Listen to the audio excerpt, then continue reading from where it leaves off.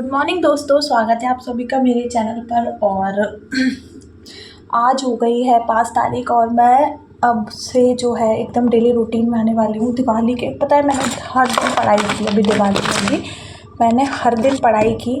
और the day before Diwali, the after before Diwali में मैंने वीडियो डाला था, पर जो पढ़ाई होनी चाहिए ना 8 घंटे वाली, वो नहीं हो पा रही थी। अभी मैं पढ़ रही थी, मॉक लगा रही थी, टेस्ट लगा रही थी, पर वो नहीं हो पा रही थी जो मुझे करना चाहिए, क्योंकि अब 1 ही महीना बचा है जैसे इस हिसाब से। तो अब रात में दिन में सब टाइम पे पढ़ना पड़ेगा। तो चलिए, आज का दिन जो है वो शुरू हो गया है। 7:45 के आसपास हो गई है, तो मैं बस लाइब्रेरी जाने के लिए निकल ही रही हूँ। नहा लिया मैंने, हल्की हल्की ठंड पड़ने लगी है हमारे इधर पे। और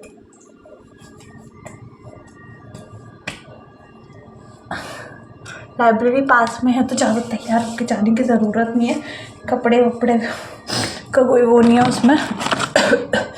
चलिए बाल बना लेती हूँ, फिर चलते हैं। अच्छे से बालों को ऐसे सेट करके जाओ जोड़ा बना के, तो ना टेस्ट लगाने में और पढ़ने में दिक्कत नहीं होती। इसलिए मुझे ना हमेशा से आदत है कि बाल को ऐसे बांध के अच्छे से पढ़ने की। तो मैंने बना लिया था यहाँ पे जोड़ा, और अब मैं करूँगी नाश्ता। फिर नाश्ता करने के बाद सीधा पहुँच जाऊँगी लाइब्रेरी। तो नाश्ते में मम्मी ने बनाई थी सेवई। सब हो गया यार एकदम, सुबह सुबह नहा दिया मैंने। चलिए अब लाइब्रेरी चल के पढ़ाई शुरू करते हैं। सबसे पहले तो टेस्ट लगाऊंगी, फिर उसके बाद कुछ पढ़ूंगी।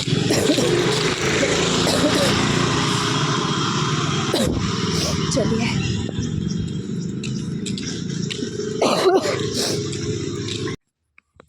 जैसे ही दिवाली आती है ना, तो दिवाली के बाद दोबारा से बैक टू द रूटीन आने में बहुत प्रॉब्लम होती है। जैसे हम लोग तो जैसे ऐसे टाइम पे आ गए हैं ना, अब की जॉब बहुत ज़्यादा ज़रूरी हो गया है। पर जो फ्रेशर्स लोग होते हैं या फिर जो तैयारी में नए नए आए हैं, वो लोग दिवाली मनाते हैं, तो उनको पूरे 10 दिन हो जाते हैं दिवाली के जो फील है उससे बाहर निकलने में। तो पर यहाँ पर क्या है ना कि अगर आप पहला अटेम्प्ट या दूसरा अटेम्प्ट ही बहुत सीरियस जो भी एग्ज़ाम का आप पढ़ रहे हो ना दे लोगे ना, तो आपको लाइफ टाइम दिवाली या फिर कोई भी फेस्टिवल सेलिब्रेट करने में उतना आपको कंजूसी नहीं करनी पड़ेगी टाइम देने में। तो इसलिए ना बहुत अच्छे से अभी पढ़ाई कर लेनी चाहिए।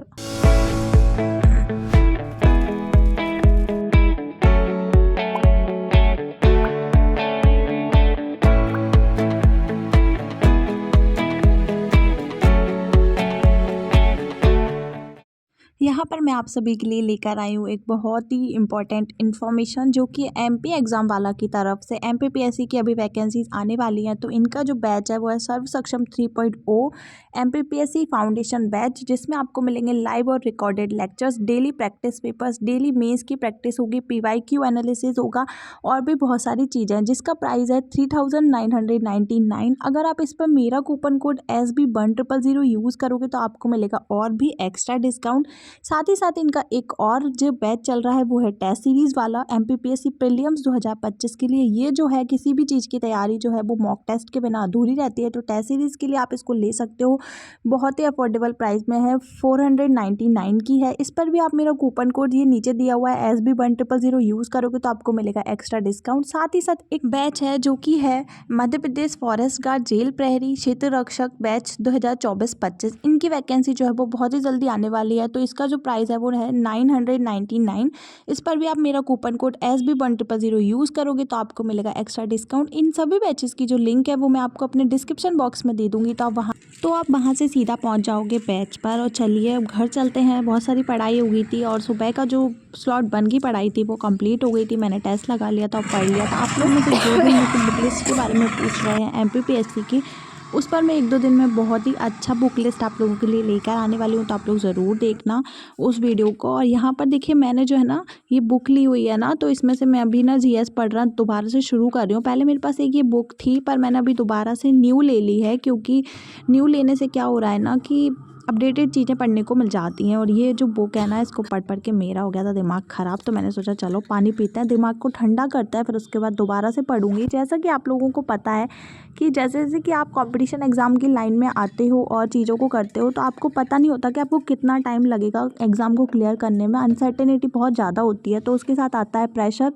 और प्रेशर के साथ आता है एंजाइटी, डिप्रेशन, बहुत सारी चीज़ें फ़ील होती हैं। और स्टूडेंट्स की लाइफ में ये चीज़ें बहुत ही ज़्यादा नॉर्मल है। और इसको आप बहुत ज़्यादा प्रेशर में मत लो कि मेरे साथ ही ऐसा हो रहा है, सबके साथ ऐसा होता है। पर आप लोग बस पढ़ाई करना मत छोड़ो, पढ़ते रहो। और यहाँ पर मैं अपनी दोनों बोतल लेके वापस जा रही थी घर, क्योंकि अब हो गया था पढ़ाई का सेकंड स्लॉट कंप्लीट और फिर मुझे जाना था मम्मी के साथ मंदिर।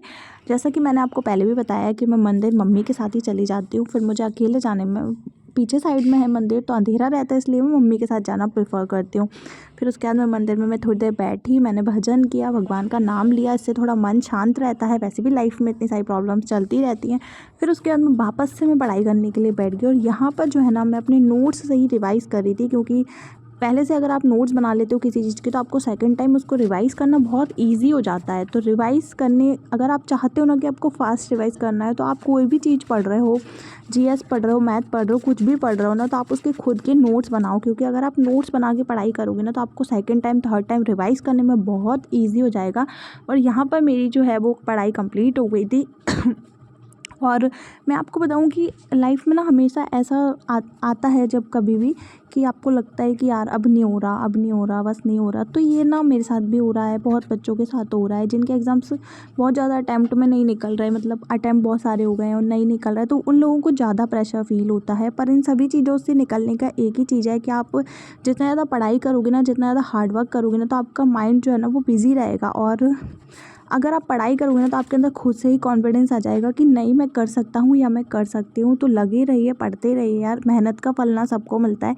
और बस एंड में इतना ही कहूँगी कि आप लोग जो है मन लगा के पढ़ाई कीजिए, इधर उधर के डिस्ट्रैक्शंस को अवॉइड कीजिए ज़्यादा से ज़्यादा, क्योंकि जैसे ही सोशल मीडिया का ज़माना है वैसे वैसे ना डिस्ट्रैक्शंस बहुत ज़्यादा हो रहे हैं लाइफ में, और सभी की लाइफ में हो रहे हैं। तो उन डिस्ट्रैक्शन से बचिए। देखिए, ऐसा तो नहीं कहूँगी कि पूरी तरीके से हटा दीजिए या ये मतलब एकदम उन चीज़ों को हटा दो अपनी लाइफ से, पर क्योंकि ये धीरे धीरे के स्टेप बाय स्टेप होता है। पर जो चीज़ आपको प्रायोरिटाइज़ कीजिए, आपकी चीज़ों को, कि आपका करियर प्रायोरिटाइज़ करो, उनकी चीज़ों को प्रायोरिटाइज़ करो, दिन में क्या करना है डे को प्लान करो, ताकि चीज़ें जो हैं वो आपकी बैलेंस रहे। हर चीज़ लाइफ में बैलेंस होना बहुत ज़्यादा ज़रूरी है।